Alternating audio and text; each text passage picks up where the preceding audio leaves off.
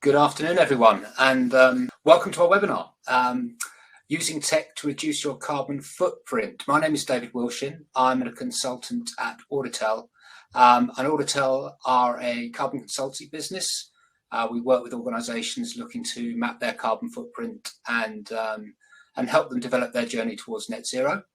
And I'm joined today by Bruce Penson, who is the Managing Director of ProDrive IT. And I'll be looking after you for the first half of this presentation, and then Bruce will come in with all the clever tech stuff about reducing carbon in the tech side of things. So welcome. So when we're looking at carbon reduction, well, I get asked two questions really. Everyone talks about net zero for 2050, and people say to me, well, why are we doing stuff now? It's a long way in the distance. But it is a long journey, and it's not just about survival. Carbon reduction in your businesses and organisations, they can drive improved operational efficiency, reduce your energy costs, increase customer loyalty, attract talent, and really make your business resilient. So there's good argument for starting your journey now. And there's a great quote, or I like it, from our former governor of the Bank of England, Mark Carney. He said that firms that adjust their business models to the transition to net zero world will be rewarded handsomely. Those that fail to adapt will cease to exist, and I firmly believe that. The second question I get asked is, why has the UK got to do something? Well, we're only 1% of the world's greenhouse gas emissions. That's what we represent. So why should we be so passionate about carbon reduction? Well, the UK has trade agreements in place with 97 countries around the world. We have influence in the business community and have for many years. So the opportunity to include carbon reduction in our RFPs, our tenders, when we engage with companies, not just in the UK, but around the globe, is huge. And the government is supporting carbon reduction action as well. If you do supply government, central government, and next year the NHS, for contracts of a certain size, you will be required to include a carbon reduction plan in your submission. Otherwise, you won't pass go. So there's hopefully some good business reasons for considering your carbon strategy. Well, if the business reasons don't get you, then hopefully thinking about the future generations will give you some food for thought about your carbon reduction. So eco-anxiety is a thing. It's a legitimate concern these days. A recent report suggested that 20% of our children are fatalistic about climate change. They just accept that the future world they will be living in will be more fires, there'll be more flooding, more extreme temperatures. And that's pretty sad, I think. So when thinking about our children and their futures, they are preparing for a better existence and a better understanding of human relationship with the ecosystem. I'm not going to go full eco warrior here, but just to let you think about how our children are developing. There's now a natural history GCSE, which will give young people a further opportunity to explore how we interact with our planet and a deeper understanding of the natural world. So children, my grandchildren are coming home and talking about electric cars, or will it be hydrogen? How do we clean the oceans? So the mindset is very different, and we need to be there and ambitious when setting our carbon reduction strategies so that we're supporting the generations to come. So when there's so much carbon information out there, it can be confusing, and many businesses are almost in a state of paralysis because they're fearful of doing the wrong thing. They've got every right intention, but there's concern that they might get called out for greenwashing if they don't get things absolutely right. But what happens then if we do nothing? Well, there's one thing that's certain, and that is that change is constant. If you look at the UK and our stock exchange, the FTSE 100 launched in 1984, of those original 100 companies, only 28 remained by 2017. So businesses must evolve. And this example, for those of you of a certain age, is a great example of a business that didn't survive. So Woolworths, for those that don't know, had over 800 stores in the UK. selling all manner of stationery, CDs, books, and they had a really, really rough time from around 2006 to 2008, declining sales. And eventually they shut all, or the administrators shut all 800 shops in December 2008. So why did this business fail? They were a FTSE 100 company, a great footprint throughout the country, a good reputation, but they failed to recognize disruption in their marketplace. As I mentioned, they sold a lot of CDs, but then in 2006, Spotify came to town with online streaming, downloading of music becoming more and more popular. And then in 2007, to combat their books sales, Amazon launched the Kindle. So all of a sudden, these online disruptors came to market, and within a couple of years, Woolworths ceased to exist because they didn't adapt. And I kind of think that's similar to where we are at the moment with our consideration of climate and how we address our carbon reduction. It's sustainability and a net zero strategy in your business is becoming a must-have. I make no excuses for repeating Mark Carney's quote that firms that adjust their business models to the transition to net zero world will be rewarded handsomely. Absolutely, they will, and those that don't adapt will fail. So just before I hand over to Bruce, who will be covering off the tech side of this and the bits you've come to really hear, I just wanted to reflect on a few findings from COP27, the recent summit where the parties, the countries, the global countries met with scientists and politicians to consider our next steps in decarbonising this planet. So one of the real key outputs for me was that a fund is going to be established to compensate developing countries for loss and damage. So what does that mean? Well, there's been an acknowledgement by the developed nations, the richer nations, that the Industrial Revolution and all of the activity that has made us wealthy countries is to blame for the situation we're in with the current carbon and greenhouse gas warming of our planet. So a fund is in place to benefit those countries which are affected by this, which unfortunately at this time are mostly the less developed countries. So I thought that was a really great thing to be announced at COP27. There was a restatement to hold the world to its 1.5 degree pledge for climate reduction, and that had been an aspirational target with 2% set as the goal. But now this is becoming more and more 1.5% above pre-industrial levels, is becoming more and more the target that we're looking to hit.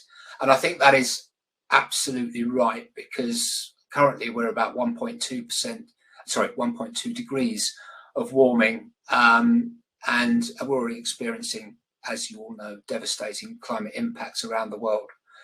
So that restatement was great. And then from our perspective, as a consultancy, thinking about how businesses start on their journey, how they make sure that they are verifying their carbon footprinting, and that their carbon reduction plans are also of substance and verifiable. There's been a number of firms that were called out by a committee that was set up at COP26, the high-level committee who looked at firms who have made claims about their carbon credentials, if you like. And they have found that there is a lack of proof of claims in a lot of the marketing materials that have been sent out by certain businesses. I won't call them out in this webinar, but the point is, I think it's important to work to a specification and make sure that your claims are verifiable. And indeed, it's not just some of the claims. There's some interesting article in the Financial Times where climate scientists actually looked at an organization called SBTI, Science-Based Targets Initiative. Let me just be clear, I'm not criticizing science-based targets here. We think they are extremely important, in fact, vital when you're carbon reduction planning. But this is actually an organization that use science-based targets in their name. and quite a well-known one in the carbon world. But they've been called out for not checking the accuracy of data that is reported by their customers, and they also have no requirement for third-party verification of data. And it's our view that those things, and the climate scientists' view, that those things are pretty essential. So just a few thoughts for you around carbon in general. I'm now going to hand over to Bruce Penson, MD at ProDrive IT, who's going to take you through the tech side of this webinar. Thank you, David. Okay, so obviously as SME businesses, of which we're one, it can be really difficult to sort of work out how you're going to get started on your assessing and reducing your carbon footprint. Unfortunately, I don't have all the answers to that. You need to speak to David for that. But what I am going to do is just talk about a few issues around the tech side of things and how tech can help. So I think it's fair to accept that tech is both part of the problem and potentially part of the solution here. And I'm just going to cover a few points on that. So I'm going to start with servers. And obviously from whilst looking at your IT setup, servers are the things that probably are the biggest energy crunchers you're likely to be using. Now, a lot of businesses don't have servers in their offices anymore. However, quite a few do, and quite a few have a number of them if you have, for instance, your own sort of internal data center. So I was just working through a few numbers around the costs of running a server, and so that's energy costs. And of course, if you're using energy, then it's got a CO2 impact as well. So a typical office server, just if it's doing absolutely nothing, it's going to be generating, or it's going to be using £650 worth of power a year. That's the cost of running the server, and then the cost of cooling from the heat it generates, which is equivalent to over 300 kilos of CO2. If you ran that server at full power for a year, that's 2 tons of CO2 a year. Quite frightening numbers, I thought. I didn't actually expect them to be that high. And there's a cost, obviously, both in terms of your spend, but in terms of the carbon footprint of actually the server being made as well, which roughly speaking is around 300 kilos. So it's quite a big impact there. So getting rid of servers is great, you know, that reduces those numbers. But of course, the elephant in the room is, even if you're using the cloud, you are still using servers. They're just someone else's. So if you're doing that, yes, all right, you're saving what you're using in the office, but what is the benefit of moving to the cloud if you're still using servers? Well, essentially, cloud providers are using servers very, very efficiently. They have very large numbers of them, and they're using them to 100% of their capacity. I think a typical office server is sometimes using only sort of 10, 20% of available capacity in most circumstances. Whereas in a data center, the business model is very much that the operators have to use everything to make it work. And they're very good at managing the energy efficiency as well. They'll switch equipment off when it's not being used. They use the latest energy efficient equipment, and they've got all sorts of other systems to govern this. So you're not saving the numbers that I've put on against the server, but you are saving CO2 emissions by moving to, I've put Microsoft Azure in here, but there are obviously other data center providers.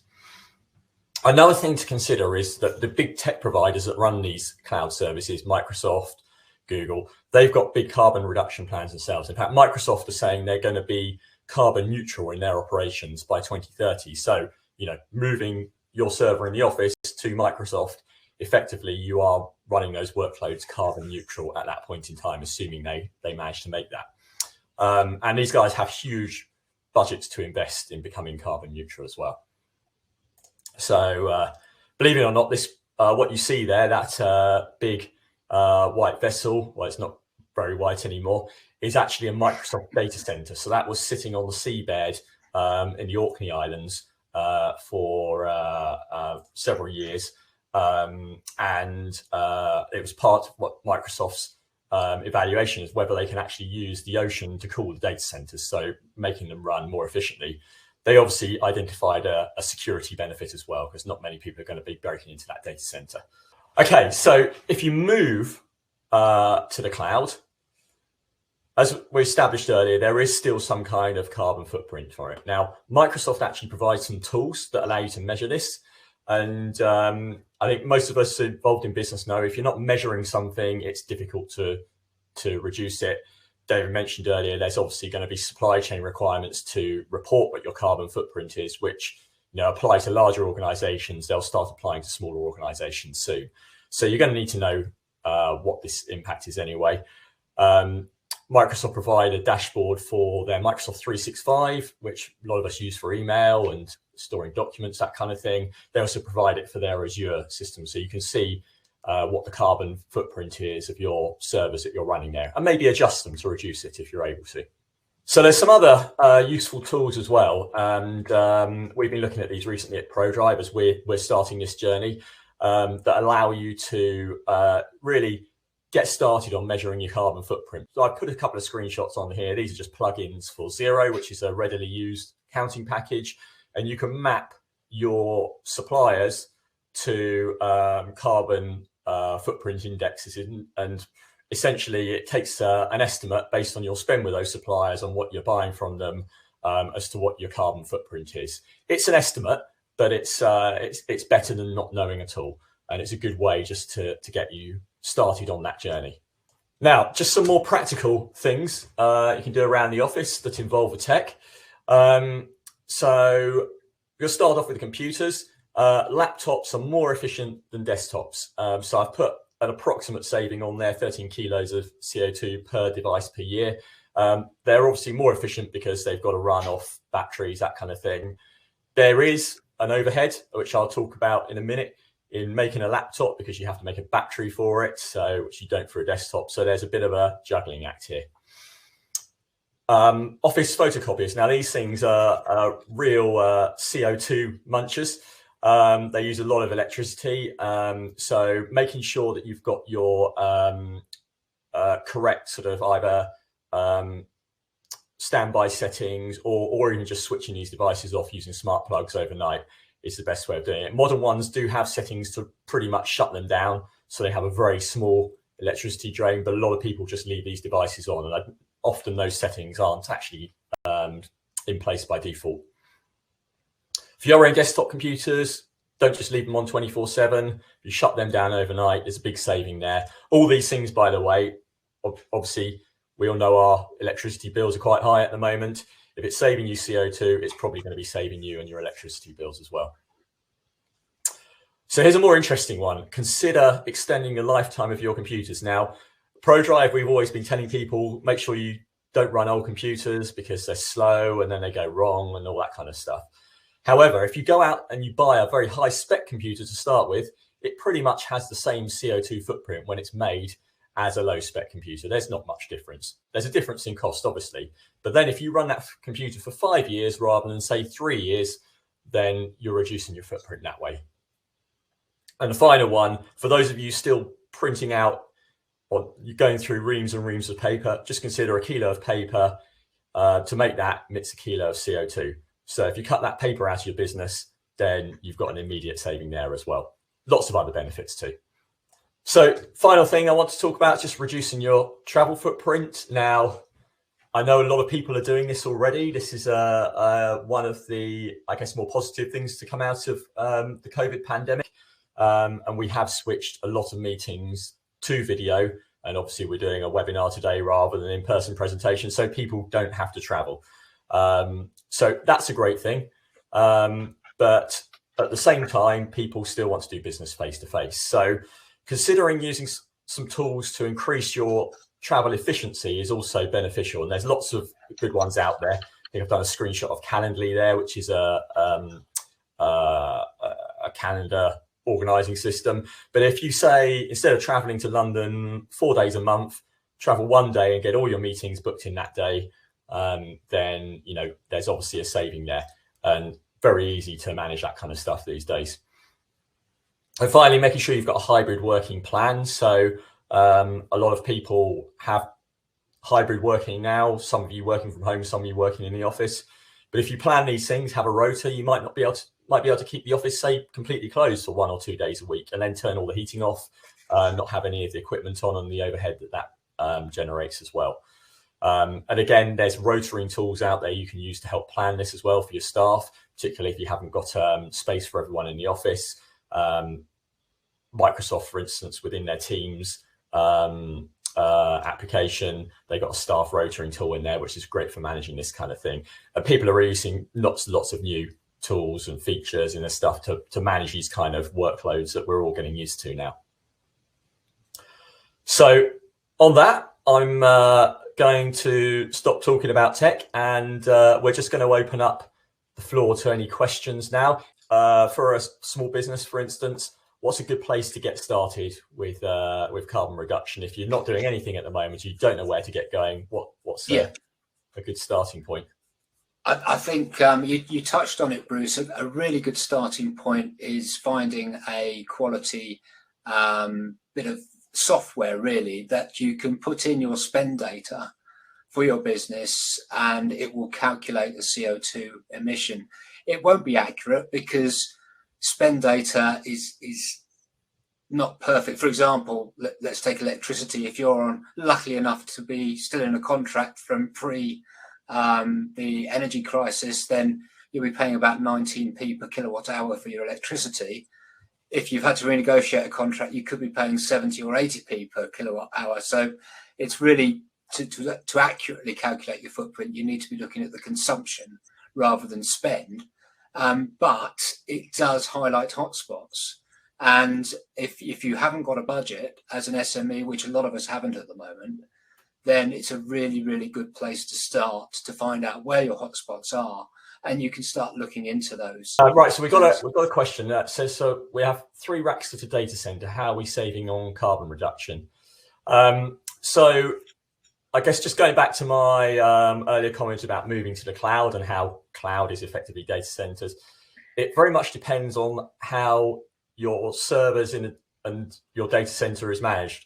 So let's just start at the data center level. If your data center is generating all their energy from green energy, then that's probably quite a good saving because you're benefiting from the work that they're doing. If they're just plugging into the power grid and or running off a generator for backup, probably not so much in that terms, because it's not really any different from running them in an office or wherever. The second aspect of it is how you run that equipment to manage those servers. Do you have systems in place to switch equipment off at periods of low demand to make sure that you're utilizing the equipment 100%, so you're not buying servers and shoving them in there when you don't need them? So if you were to go to Microsoft Azure or AWS or Google, they have all that stuff built in. They have to as part of their commercial models, and that's why they can offer such attractive hosted server prices. If you're not doing it, again, it's not much different from running the servers anywhere. So they're the kind of the 2 key things, and it depends if you're buying into that kind of technology or not. I also see your question about the home user side of things. Something that we've been doing, which has been quite revealing and interesting. You can get sort of smart plug sockets now. So it has a chip basically in the socket. So any equipment you're using at home for work purposes, so your laptop, your printer, your screen, you can plug into this extension, and it will actually monitor the amount of energy that's being used in your home working. So you can actually measure it these days. And they're not overly expensive. A bit more than a regular sort of extension lead, but really useful. And we're trialing them with a few customers at the moment just to see, how accurate the data is, and to help them get an idea of the footprint generated by home working. Don't know if Bruce got anything really further on that as well, isn't it? Yeah, because if you just send everyone home to work and shut the office, it can just be moving the problem elsewhere. So that's really interesting point.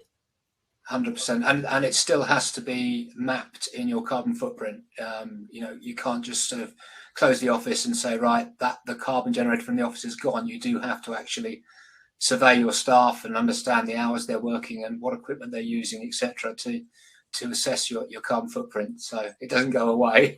Right, we've got another question. Finding that you're spending a lot more time or a lot more power on work kit from home. So yeah, that kind of sort of backs up your point there, David. So I guess this is one of the things that employers, as you said, need to be measuring, David, and it's their decision then as to whether they think that's acceptable and from a carbon perspective, or whether they need to offset it or whatever it might be. In terms of your domestic electric bill, then I think that's a different question and one you have to take up with your employer. Yeah, but also, it might be worth suggesting to your employer to. I guess you're not alone within the business, so it might be worth them looking at some of the more efficient energy-using equipment that's available now that Bruce sort of looked at earlier on. The laptops, the better laptops. There are more energy-efficient screens now as well. I think LED monitors, you can get low-energy ones as well. So there's probably stuff that you might be able to nudge them towards to help get your energy bills down. Hopefully this has been a useful session for you. We'll send the slides around afterwards to all the attendees. You've got David's contact details and my contact details here. So feel free to get in touch with either of us by email or LinkedIn if you have any thoughts or questions that you'd like to send our way afterwards. With that, I wish everyone a fantastic afternoon. Thank you very much. Bye all. Bye.